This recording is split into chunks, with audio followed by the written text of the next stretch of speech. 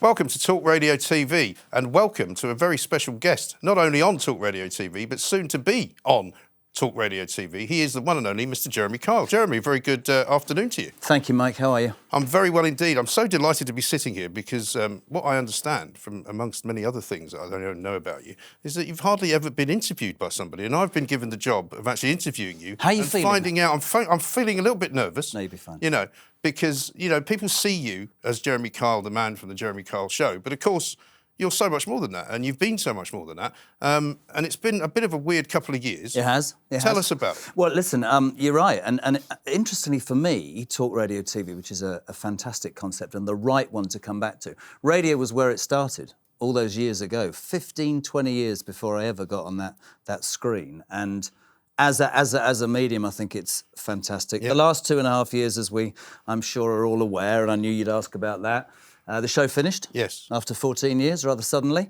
And to supersede you, and I'm just being straight, because you know I'm really excited about joining here. When I can talk about what needs to be addressed, I will do it. But for now, that's not possible. But the beauty about this media is that when I can, I will. And that's true. But there will be lots of people who will ask us lots of questions. Yeah, sure. Because as you prepare to join the greatest radio station on the planet, right? And also the fastest growing one, by the way. Quite right, too. That's why I'm coming. At just the right time. Thank you because you're very going much. to turbo boost Timing. us. Yeah, timing is everything, as you would say. But people want to know about who the real Jeremy Kyle is, because the Jeremy Kyle that they think they know, I happen to know is not the real one.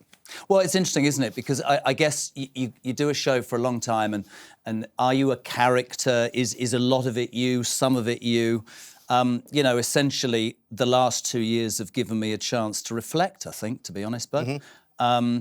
It was sudden. There's lots behind what happened, which, as I said, will come out.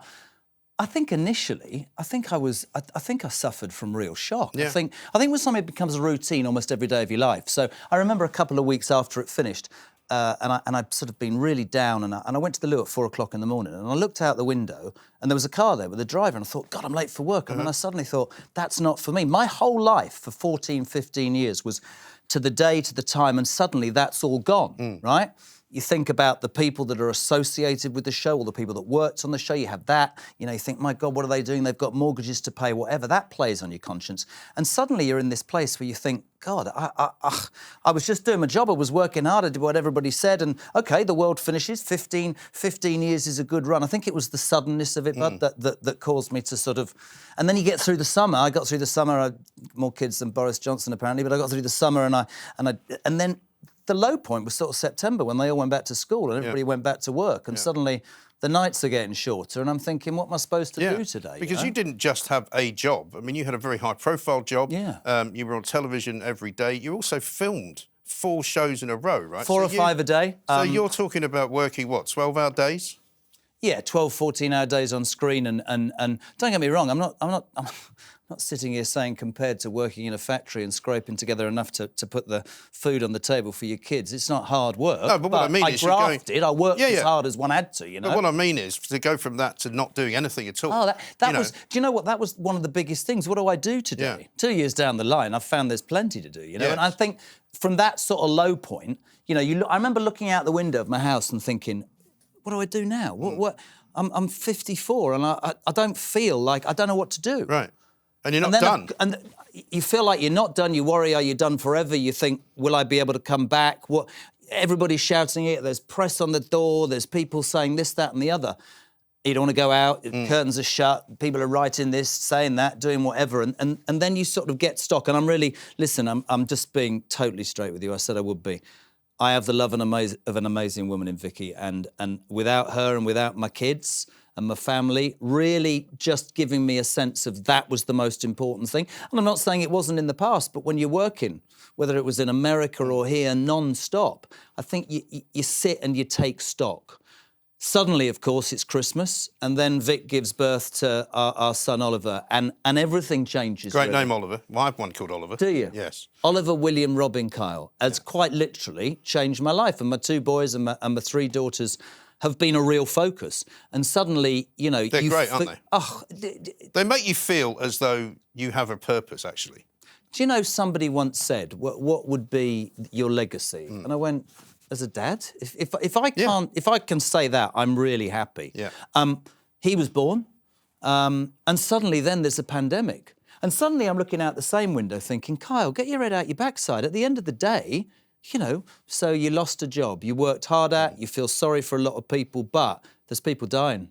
Well, and suddenly I'd had a lockdown for 6 months before we went into lockdown. So I don't know. And we're going to talk about lockdown, we're going to talk about COVID. But tell me this, the day that you found out what had happened, what was that day like? What, that the show had gone? Yeah. I think you feel peripheral. You feel like it's not you. You're reading this stuff, you're seeing it on the television, you're hearing all these comments. I'm not stupid. We did a show for 15 years. Yes, of course it had its critics. You know that. This radio station has its critics. Yeah. You have critics, and I'll have critics when I start this radio station because we have opinions. A lot of people hate what we do. So in many ways, you know, here we are together, but I mean, proving them wrong. Well, of course, but also if you stick your head above the parapet and you're not beige, right? You think everybody's going to go, oh yeah, Mike Graham, Jeremy Kyle, they're fantastic. 50% are going to go, Mike Graham should be Prime Minister, and 50% are going to go, he shouldn't even be on this earth. So for me, it was a really reflective time. Oliver gave me a reflection, then COVID, of course, but I felt like I was better placed as that happened to sort of, I don't know, deal with it. And then, you know, my dad, who is my hero, was my hero. We lost him 6 weeks ago, and he was ill, and he was. I mean, the tragedy for him was he survived COVID in an old people's home. By the way, can I just say sorry? People who work in care homes, I understand that we clap the NHS, and quite rightly. People in care homes are phenomenal for what they did during the COVID unbelievable. outbreak. Yeah. I mean, really unbelievable. Yeah. Under some incredibly difficult circumstances. Mate, in Dad's care home, people would take a whole month over Christmas, not see their family, to care for people. He started falling, and I was with him. I saw him or called him every day for 2 years. Were you able to get in to see him? Because some people they let weren't. me. We were lucky, but they did something actually. They built a room with glass, so he could sit the other side of the glass, and I'd be outside but inside. It was amazing. And he was strong, and he got weaker and weaker, and he started to fall, and we came out of COVID, and we did a bucket list. And one of the reasons that it's Talk Radio for me, and one of the reasons that I've come back now, is he said to me, go back to work. Go and you've been sitting here. Yeah. I remember him saying, you've been sitting here for 2 years telling me everything you want to talk about. Go and do it. And he passed, and it was horrible, but it was also, it was a moment, really. And you were there? He died in my arms, and I laid him out. I did. That must have been hard. It was, but at the same time, I'm really proud of what I did, and I'm just being honest. I didn't do too well at the funeral, but no, I hope you know, God rest his soul. I hope he would be proud of what we did, and he had, honestly, you talk about sense of humour, and he'd be the embodiment of everything that I stand for, really. Just old-fashioned, didn't understand what woke meant. Yes. He said to me once, he said, isn't that what your mother used to cook noodles in? Yeah. Said, no, not at all, Dad, no. But this is the thing, I mean, there's a generation of people, my father was similar, probably slightly older, who died some time ago. Just unbelievable people. Let me ask you what the best piece of advice was that you were ever given by your father. Life is full of problems. There's always a solution. It's just that the bigger the problem, the longer that it takes to find an answer. But if you get your head down, you'll get there. That's why I'm back. It just seems the right time, you know. And I've listened to this radio station. You know, I've listened to you and Julia, and I like the fact that there's a huge amount of honesty and directness, and it's about people. Yeah. It's not about window dressing. And we encourage dressing. people to disagree with us. I mean, of course. Tell me about the day when you had to tell your partner that you were no longer a TV star. She was with me. But Vic would say, well, and? Didn't you think, you know, that's very sad, but let's get on with life. The most practical person I've ever met in my life. What I say about Vic and I, she is the most practical person in the world. If I lose a pair of socks, I'm a nightmare, right? She's just the most amazing balance for me. We have tried to get married 5 times, but it keeps being cancelled. Why? Because of COVID. You've been in battles, haven't you, over time? I mean, you had the cancer battle. You've had this battle. You're about to Listen, 7 years, you know, the show in America went. I had cancer. I had a very horrible divorce. You know, the show. So you're a survivor. I lost my mum, I lost my dad. Yeah, I don't think, you know, they go... I think perspective's really important, Mike. Like I said to you earlier, it would be possible for the first few months when it all finished to feel sorry for myself. But that goes into complete perspective when the pandemic hits, doesn't it? And also, I'm really, really lucky. And I feel genuinely, I mean this, I feel very blessed to have this opportunity. So you're not going to do the Jeremy Kyle show on Talk No. Radio? And that's what I said. gonna do? Radio was my first love. And as an opportunity to talk about whatever, everything that's happening in the world, engaging people all over this wonderful country of ours, not scared to say, actually, we disagree with that, or we believe in this, or just because it's not right to say that, that's what we think. That's, for me, what makes Talk Radio unique, and that's what, for me, makes Talk Radio the absolute right place to come and come again, and really very excited about it. Listen, the first time I heard you on the radio, it was almost an accidental experience. Because Oh, God, what does that mean? it means that when you were at talkSPORT, as I was, I happened to listen to on a Sunday afternoon. And I knew you as the Jeremy Kyle from television, and, you know, I didn't know you then. And I thought, this guy's great. I really enjoyed it because it was engaging. Because I think the thing about radio is that you can't be somebody else on radio. You can only be yourself. But you can only be yourself. That's the absolute point, that I now, free of, you know, what one has to do when one's got a certain amount of time or this, whatever, I can talk about things. And people won't always agree with us. People might stand up and spend their lifetime in our face saying, you're wrong. What about all of the other things that have been happening while you've been away, as it were, right? Right. Harry and Meghan. What have you got to say about them? Well, you know, my old man worked for the royal family for 40 Did he? years. Yeah, he did. He worked for the Queen Mother. He'd have been an interesting one to ask you about. I always saw her, I'm sorry if this is politically unfair or whatever, I always saw her as a sort of Z-list actress from America who was going to come over, fall in love with this obviously insecure young man, have 2 kids, go back to America and become, I don't know, famous that way. I'm amazed that the young boy who was in the military, who seemed to hold dear everything that I think is great about this country. Still, I'm a monarchist. That's the way I am. I can't, you know, I'm not going to apologise for that. Well, we are a monarchy. Sorry, yes, absolutely. for those of you who don't like and it. my biggest thing about those two is this, right? This is my biggest thing. I absolutely accept if you want nothing whatsoever to do with the royal family. You don't want any money, you don't want any civil list, you want to go and live in California, right? Don't tell us it's for privacy and then sell your soul to Netflix and Spotify for $100 million. That's ludicrous. It really is. And It's hypocritical. And here's 4 more books, by the way, that we're going to quoted by somebody else. But the last Piers, book, my good mate, obviously he gave an opinion, gone. Yeah, but also, you know, the last book they're going to write, they're going to wait for the Queen to pass on so that they can write some real stuff about the person who has been an absolute rock for this country. Will never know. Not for just this country, but until she for the passes, world. I don't think the world will know how amazing this woman has been. I think she's a phenomenon. I'm disappointed in Harry. I'm not in the slightest bit shocked by her. No. I think he's got a real battle on his hands to ever curry favour in this country ever again. I really do. I think he's going to struggle with that because people have really gone against him. And I think partly, as you say, you would expect an actress who was not exactly the most well-known person in the world to act like she does from California. That's where she's from. But you don't expect him to act like that. I wasn't surprised, but for him, I was really surprised, to be honest. And I respect enormously. Listen, it's not about people saying, oh, she's not the right stock. You look at Kate Middleton. What a fantastic job that girl's done. When she first married into the family, she was thought to be a little bit on the sort of, they joked about her family, their upper middle class and all that. I think Kate Middleton's a shining example. Absolutely. I think she loves Prince William. And for me, the monarchy is in safe hands. In fact, you know, there is an argument that it should bypass Charles and go straight to William and Kate. I think that would make a lot of sense. But no, and what real a tonic time that for would them. be for the country to have. But then, of course, think about it from Charles's point of view, because I'm a royalist. You spend all your life waiting for the job that you're born to do. If you say anything, you're an interfering idiot. And if you say nothing, you're taking advantage and you don't have any reason for being. Yeah. I quite like the bloke, actually. I think he's obviously made mistakes, as we all have, but I think he probably deserves his time. I quite like you, Jeremy, but I don't necessarily think you should be the next king. Really? Yeah. Oh, okay. I mean, you know, with all good intentions. I'll make you Prime Minister. Okay, then. Let's talk about him. Shallow. Let's talk about Boris Johnson. Yes. Because he's a very polarising figure. He is a polarising figure. I always said, when I wasn't working, I really couldn't understand how Dominic Cummings took such credit for the general election victory, which, by the way, was phenomenal. But it was based on, to me, something that was so simple.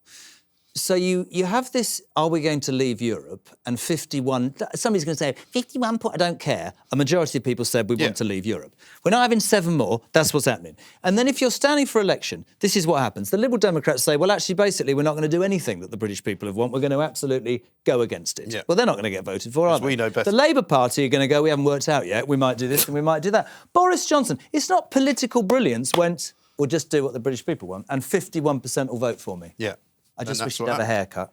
Yes. And I wonder how much of all of that look, by the way, is a little bit... I think he's a conviction politician. I'm not sure about the lack of detail and all that. I think he might be one of those politicians that's there at a time to get something done. I'd be interested to see how long he lasts for. But of course, I think he's quite a political manoeuvrer. And I think he's quite a manipulator. And Rab's in trouble now because of Afghanistan, and Patel's in trouble. It strikes me that not things falling. I think he's probably good behind the scenes. He's very good at avoiding the bus, yeah, which other people seem to fall under. Yeah, I agree with that. I think that's what he's good at. The big story is, well, as well as COVID, which we'll talk about in a second, Afghanistan. I mean, what an absolute horror show that turned out to be. Do you know what? I'm not even going to lie. Obviously, they did what they did 20 years ago to rid the world of ISIS. And I mean, those appalling pictures. I mean, and those stories of, interpreters and people who have worked for the British and the Americans fearing for their lives. There will be people who say, well, if we didn't interfere in the world, this wouldn't happen. There will be others who say you have to do you have to do what's right. Yeah. Perhaps, I mean, all of those figures are shocking. Did you see that picture? I'm looking at my watch on the screen. Did you see that picture of Joe Biden? Yes. Looking at his watch when the 13 bodies of those American servicemen were being flown back to wherever it was in Maryland. Dover. I honestly think that this... listen, I think he'll be gone by Christmas. I think he's dreadful. And I think a lot of people looked at that and just thought, how could you? I mean... Does the Donald run again? The Donald will be back. I'm pretty sure of that. And I would like to see that. I just, honestly... That fascinates me. When people, and I'm not a Donald Trump fan, I'm not a Joe Biden fan, right? I'm not nailing my colours on any mast, but we should never forget in the last US presidential election, this should tell you something about Americans, 75 million people, that's more than the people in this entire country voted for Donald. It's quite unusual to get that many votes and still lose. Yeah, no comment. You've got children, you've said. Yes. One of the big bugbears for me is the vaccination rollout, how it went from being something that would rescue us from COVID for the vulnerable people, for the over 60s, but then the over 50s, then the over 40s. Now they're talking about vaccinating your 12-year-old. What do you say about that? I think the message from the government should be that if you're double vaccinated, you might get it, but you're not going to die from it. That's a fact in terms of numbers. I know people who...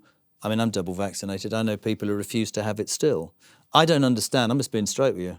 If 1 million people in the world have died, why would you not have the vaccination? Well, but then I've never understood. My son, actually, this is very interesting. My son, Henry, is 12 years and 12 and a half. So at 12 and a half, he doesn't have to wear a mask. But a day later when he's 13 or between 11 and 12, he does. So at what point? But I'm still confused about if I go into a restaurant. Yes. I was at a restaurant the weekend. You wear a mask to go and you sit down at the table, you take your mask off. So at what point between the door and the table can you... Well, you know what? I don't go to restaurants to do that. You don't wear a mask? No.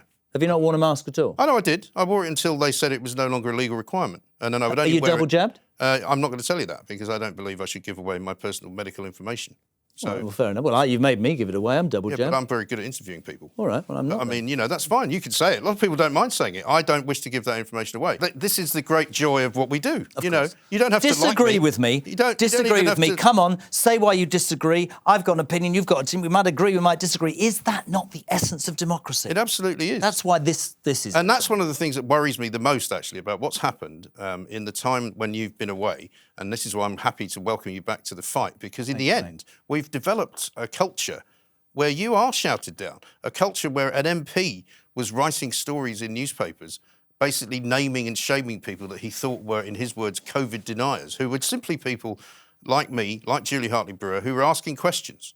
Apparently now they don't like it if you ask a question. Yeah, but if you don't... Look, you can ask a question about anything, can't you?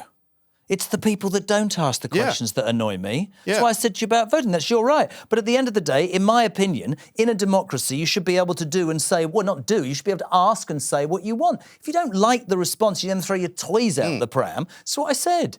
Listen, I've been cancelled. Yeah. In this world, it seems now that unless you follow a certain path, you're labelled. Yes.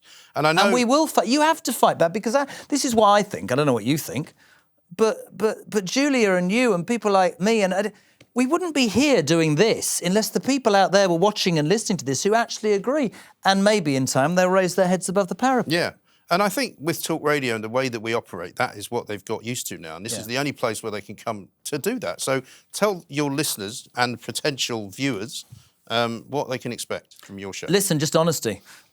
Debate, whatever. A roller coaster. At the end of the day, whatever you want to talk about, whatever...